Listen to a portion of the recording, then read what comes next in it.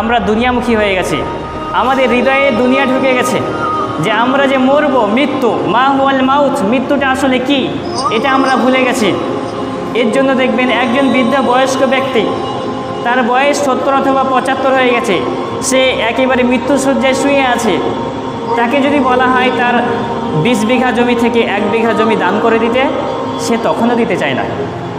অথচ সে মারা যাচ্ছে, কিছুই পাবে না। কেন দিতে যাচ্ছে না দান করে, বা তার টাকাটা কেন, তার সম্পদটা কেন দান করতে যাচ্ছে না? কারণ সে এই মৃত্যুর সময়েও এখনও দুনিয়ার ধোঁকায় পড়ে আছে। সে এই মৃত্যুবরণ করার সময়টাতেও দুনিয়ার ধোঁকায় পড়ে আছে।